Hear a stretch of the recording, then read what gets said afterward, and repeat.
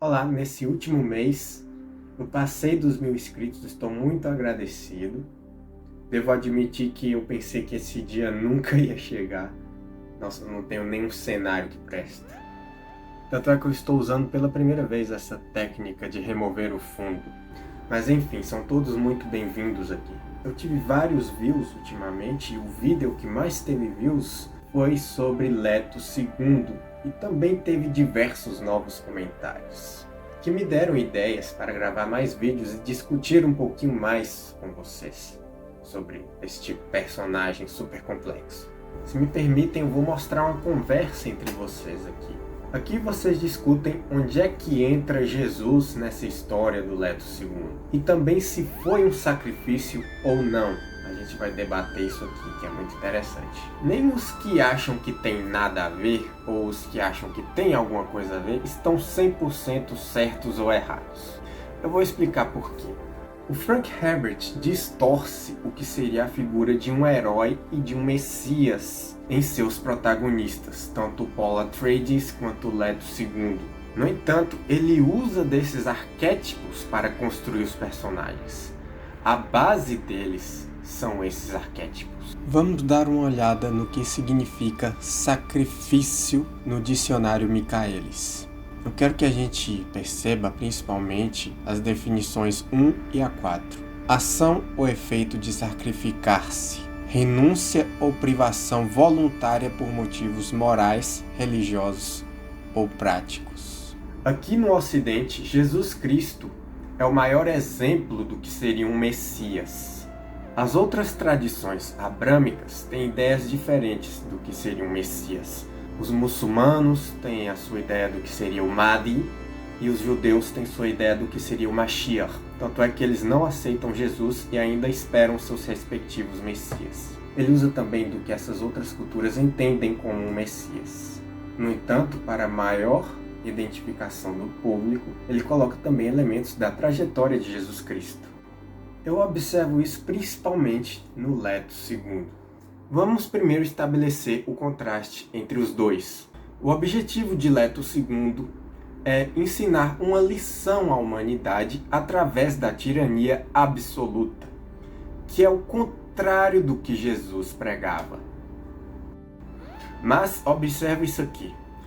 Jesus nunca se propôs a ser rei ou imperador deste mundo. Afinal, o reino dele não é deste mundo. No entanto, o império de Leto II é este mundo caído aqui. É o mundo da teoria realista clássica do Thomas Hobbes e do Maquiavel que eu tentei demonstrar no vídeo do Caminho Dourado. Cardzinho e link na descrição.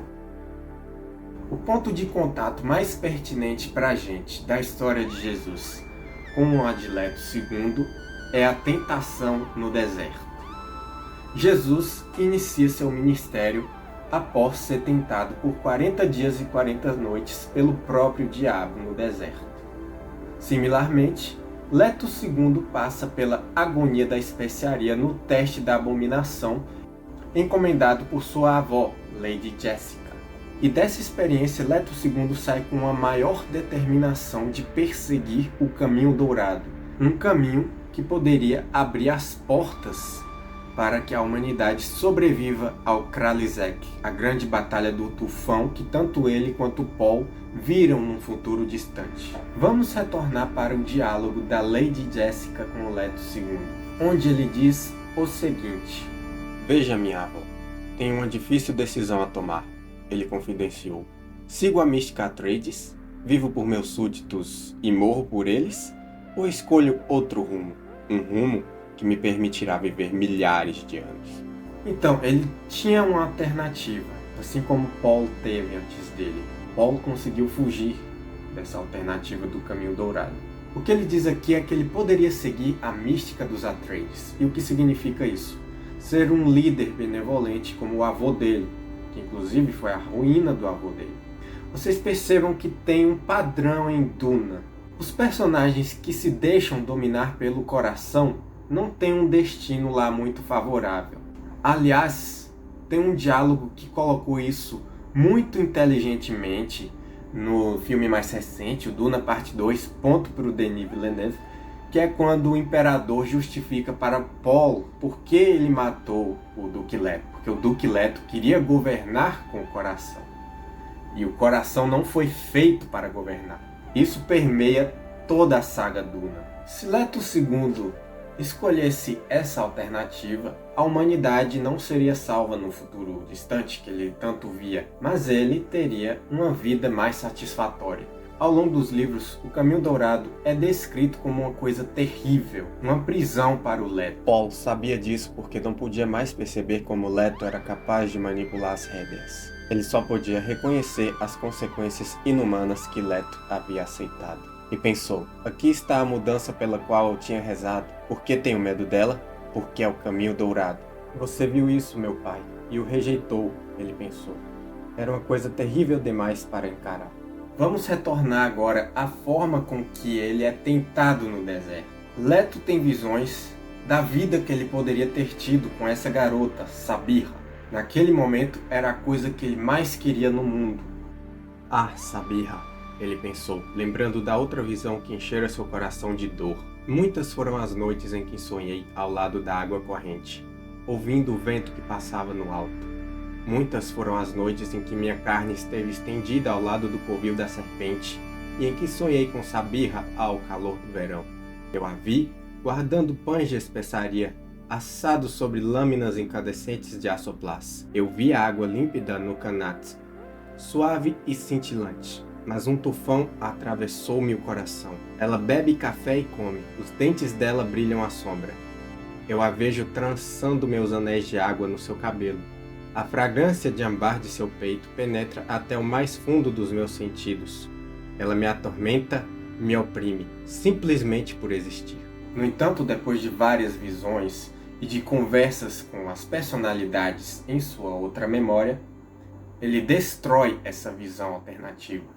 Mas, como a gente vê em Imperador Deus, ele continua sendo atormentado pela alternativa ao Caminho Dourado. Olha só como é o fechamento do livro Filhos de Duna. Fecha com a seguinte frase: um de nós tinha de aceitar a agonia, ela explicou, e ele sempre foi o mais forte. Vocês vejam que a Gânima diz que o Caminho Dourado é uma agonia. A transformação de Leto é dolorosa para ele. Não dolorosa no sentido físico, mas psicológico, mental. Vai transformando ele de uma maneira que transcende o físico.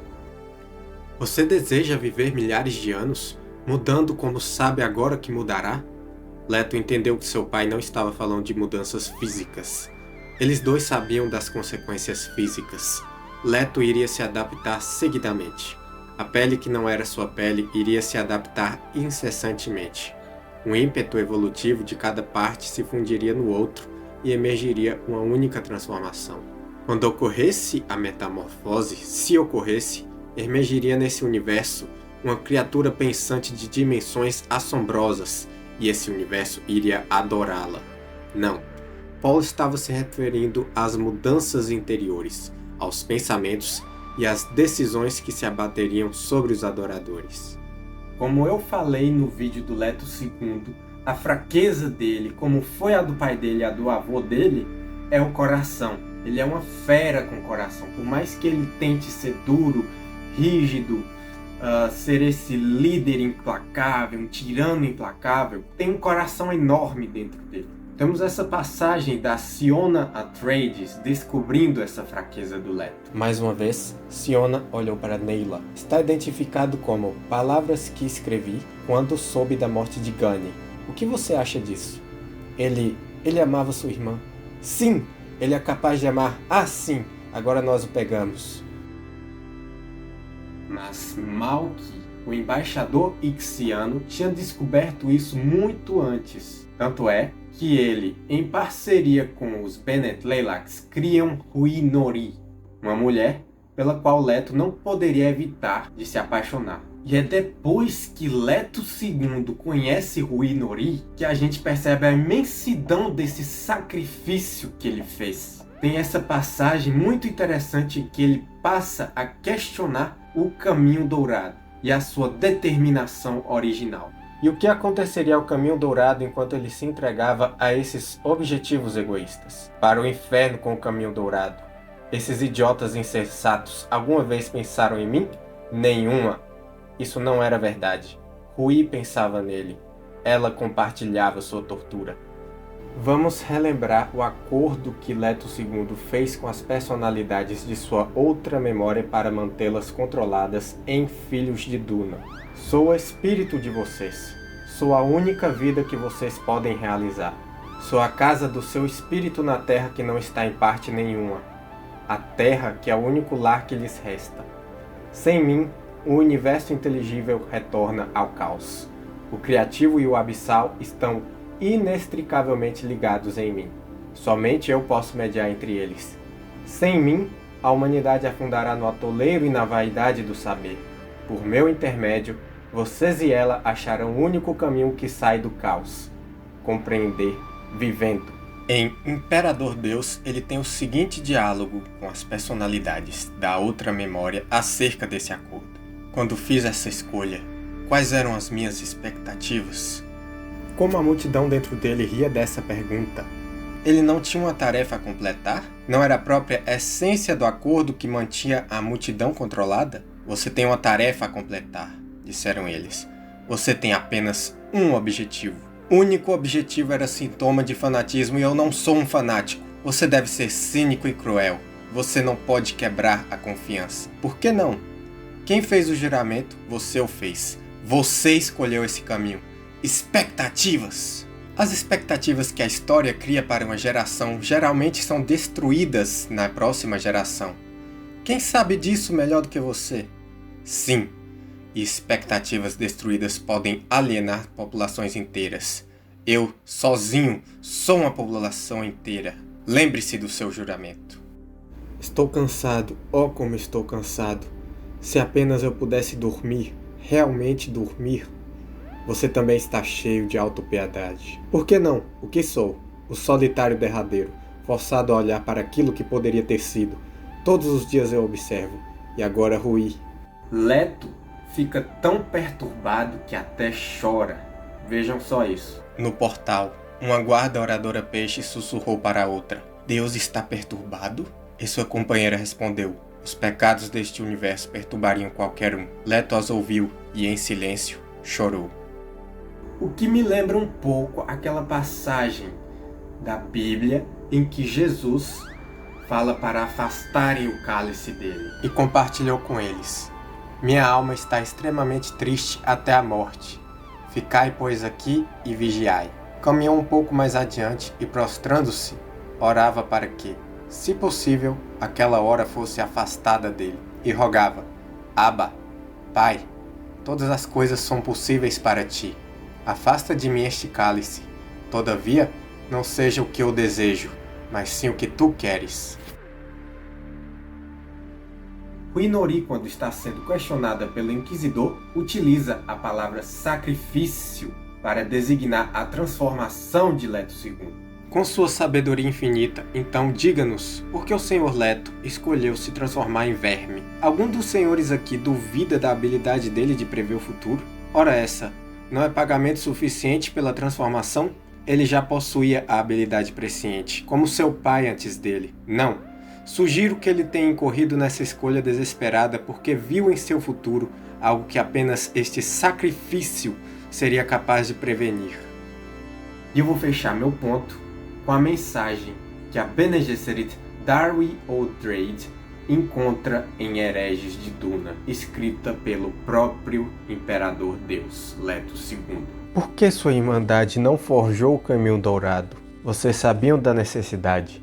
Seu fracasso me condenou, o Imperador Deus, a milênios de desesperança pessoal. Se isso não é um sacrifício, eu não sei o que é. Foi isso por hoje, espero que tenham gostado. Se for o caso, deixem o seu like. Se inscrevam caso não tenham feito isso ainda e sintam-se livres para comentar. Até a próxima.